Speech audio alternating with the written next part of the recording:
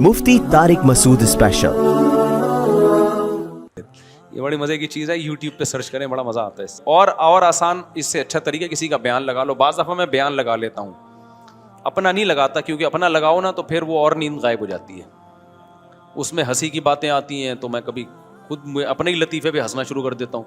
तो मैं फिर किसी बड़े बुजुर्ग का बयान लगा देता हूँ। उसका फ़ायदा ये होता है, नॉलेज में भी इजाफा होता है, मोटिवेशन भी मिलती है, और बाज़ दफ़ा नींद भी आ जाती है, बयान सुनते सुनते सो जाता है आदमी। ये जब करता हूँ जब दिमाग चल रहा हो। आजकल सियासी हालात ने ना दिमाग का दही बना दिया है, किसी को भी टाइम पे नींद आ जाए इसका मतलब वो पागल है। अभी तुम्हें अगरचे तुम लोग दीन सुनने के आए थे, लेकिन थोड़ी सी बातें भी सुन लो ना। मैं जब जापान गया ना अभी, तो मुझे जो कमरा दिया इरशाद भाई ने, वो उसमें सर्दियाँ थी तो पंखा तो चला नहीं सकते थे। अब हीटर चलाते तो मुझे हीटर से तकलीफ होती है। ये जो हीटर होता है ना, एयर कंडीशन में जो हीटर भी चलता है ना, ये अजाब है। ये गैस का हीटर भी एक अजाब है। लकड़ियों की आग भी हमने तापी है, उसमें वो टेंशन नहीं होती जो गैस के हीटर में होती है। पता है आपको, लकड़ियों की आग जला दो ना कमरे में, उससे जो हीट मिलती है उससे आदमी स्ट्रेस डिप्रेशन में नहीं जाता। ये जो गैस का हीटर है ना, ये अजीब सी चीज है ये। तो मैंने कहा भाई हीटर नहीं चलाओ, ना एसी वाला हीटर चलाओ और ना गैस वाला। अब सर्दी बहुत है तो डबल रजाई ले लेंगे हम, कोई बात नहीं। अब जब डबल रजाई ले रहे हैं तो अब पंखे भी नहीं चल रहे, हीटर भी नहीं चल रहा, कुछ भी नहीं, तो आवाज, अब कोई जरा सा ठक हो आवाज आती है। साथ में उनके बच्चे तो बातचीत करेंगे, शोर शराबा करेंगे, नींद ही नहीं आ रही। तो मैंने क्या किया, मैंने कहा मुझे तो पंखा चलाना है। पंखा था ही नहीं, सॉरी, जापान में सर्द इलाकों में थोड़ी पंखे। तो मैंने क्या किया, मैंने कहा यार यूट्यूब हर बीमारी का इलाज है, मुझे चाहिए पंखे की कड़ंग कड़ंग आवाज। हम तो आदी हैं उसके कड़ंग कड़ंग आवाज से, गड़ंग गड़ंग ऐसे। पंखा जितना बेकार होगा ना उतना अच्छी लोरी सुनाता है। पंखा जितना खराब होगा ना, कड़ंग गड़ंग गड़ंग गड़ंग, एक फ्रीक्वेंसी के साथ वो गड़ंग गड़ंग करता है, उसका अपना मजा है यार। बचपन याद आता है, बचपन याद आता है। पहले बड़े आड़े तिरछे पंखे हुआ करते थे ना, गड़ंग गड़ंग गड़ंग घूम रहे होते थे, लगता था ये हम पे गिर जाएगा। और एक दफा मैंने पंखा गिरता हुआ भी देखा है। पंखा ऐसे खड़ा हुआ था, गड़ंग गड़ंग गड़ंग घूम, मैंने कहा भी गिरेगा, वो गिर गया थोड़ी देर में। खैर बच गए हम। तो मैंने क्या किया, यूट्यूब पे लिखा फैन वॉइस फॉर स्लीपिंग, तो यूट्यूब पे आ गई पंखे की आवाज। मैंने लगाया जोर से, गहरी, अब शोर शराबा, और मुझे थोड़ी देर ये तसव्वुर होता है कि ये यूट्यूब पे ओरिजिनल नहीं है, लेकिन 5 से 10 मिनट के बाद ना आपको लगेगा वाकई पंखा चल रहा है। तो अब वो शोर भी कर रहे हैं, बातें भी कर रहे हैं, मेरी सेहत, मैं समझ रहा हूं पंखा चल रहा है। ये यूट्यूब पे डाला इसलिए है। और नीचे लोगों के कमेंट्स के, जब से हमने ये पंखा चलाया ना, यूट्यूब गोरों के कमेंट्स थे कि मजे की नींद आ रही है। अच्छा, उसमें फिर ऐसी वीडियोस में बारिश हो रही है, बाज़ दफ़ा बारिश में भी बड़ा सुकून मिलता है। बारिश हो रही हो ना, ताड़ा बिजली कड़क रही है, बड़ी गहरी नींद आती है। नेचुरल है, एक नेचुरल माहौल पैदा हो जाता है। तो मैं तो नेचर से लव करने वाला आदमी हूँ, मुझे नेचर से मोहब्बत है, तभी तो शादियाँ की हुई हैं, मुर्गियाँ पाली हुई हैं, ये सब नेचर है। तुम लोग को लैंड क्रूजर और ये नेचर नहीं है रीवो, ये ज़रूरत है। नेचर ये है कि बकरी का दूध, मुर्गियाँ, बेगम, बच्चे, पंखे, गड़ंग गड़ंग। गड़ंग भी नेचर नहीं है, लेकिन पुराना जमाना तो याद आता है ना, सही है ना। एयर कंडीशन नेचर नहीं है, कंबल नेचर नहीं है, रजाई सदियों से इंसान, मैं कंबल में नहीं सोता कभी। आप देख ले, मैं जहां भी जाता हूं बोलता हूं भाई रजाई चाहिए हमें। रजाई का एक वेट होता है, सर्दियों में जब रजाई लिहाफ ऊपर लेते हो उसका अपना मजा है, कंबल में वो मजा नहीं है। दूसरा, कंबल में गड़बड़ क्या होती है, वो करंट मारता है, बालों से चिपक रहा है, बाल चिपक रहे हैं, अबे एक टेंशन है। फिर उसके अंदर गर्दो गुबार अटकती है, आपको पता नहीं होता, उसकी सफाई आसान नहीं होती कंबल की, तो कंबल कंबल हो जाता है आपको। तो इसलिए मैंने अपने लिए घर में रजाई रखी हुई है, ज्यादा सर्दी होगी डबल रजाई। कहीं भी जाता हूं मेहमानों से बोलता हूं, मेजबान से बोलता हूं मुझे रजाई लगा दो, कंबल नहीं।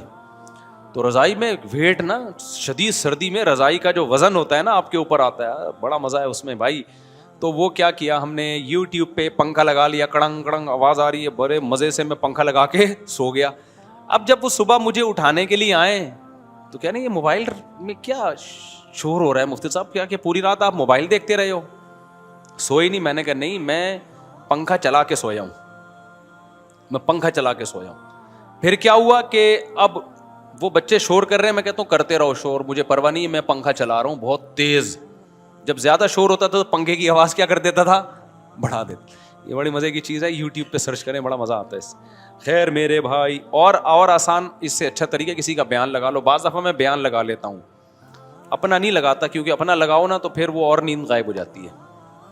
اس میں ہنسی کی باتیں آتی ہیں تو میں کبھی خود اپنے ہی لطیفے پہ ہنسنا شروع کر دیتا ہوں, تو میں پھر کسی بڑے بزرگ کا بیان لگا دیتا ہوں. اس کا فائدہ یہ ہوتا ہے, نالج میں بھی اضافہ ہوتا ہے, موٹیویشن بھی ملتی ہے, اور بعض دفعہ نیند بھی آ جاتی ہے, بیان سنتے سنتے سو جاتا ہے آدمی.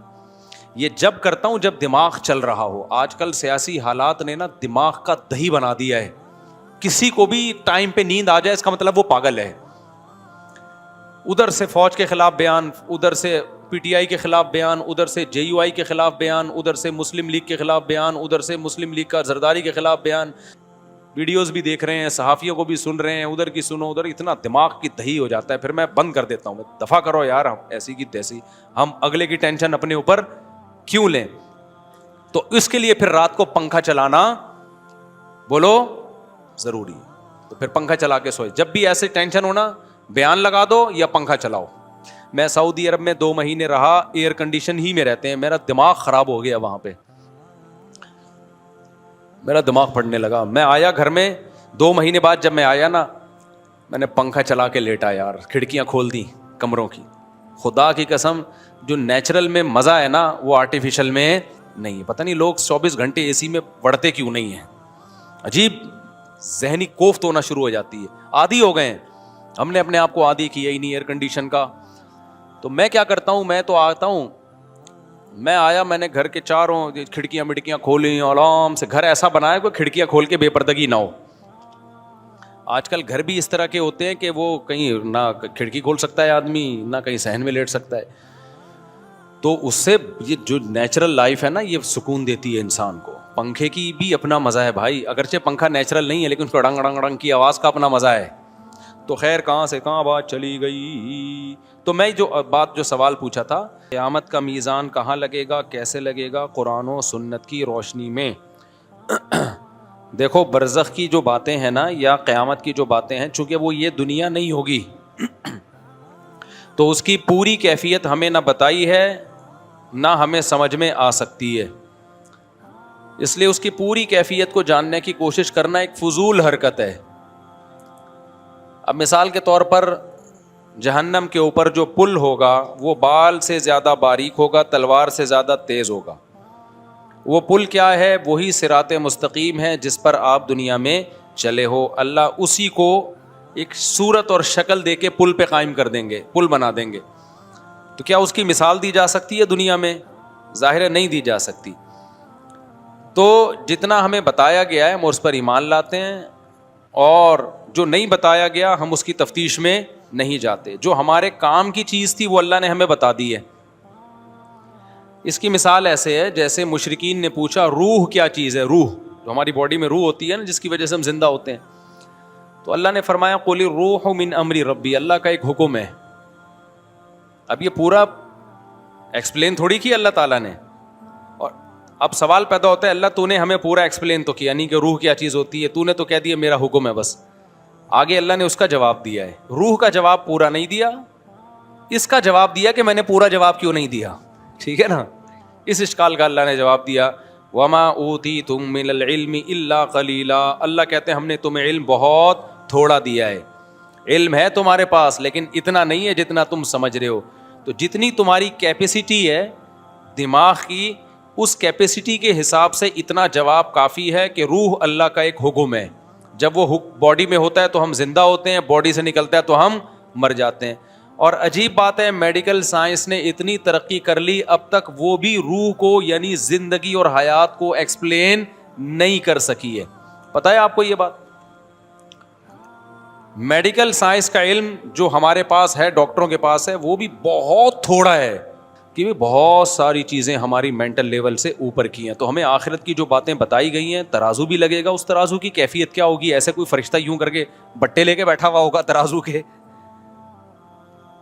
یا کوئی ڈیجیٹل ترازو ہوگا, کیا ہوگا یہ ہمیں اب بتایا تو گیا ترازو کے ایک پلڑے میں گناہ رکھے جائیں گے, ایک پلڑے میں نیکیاں رکھی جائیں گی. بس ہماری فہم کے مطابق بات کی گئی ہے. دیکھو ترازو تو یہ بھی ہے جو آج کل تھرمامیٹر بھی تو ایک ترازو ہے نا, جو ٹیمپریچر کو ناپتا ہے.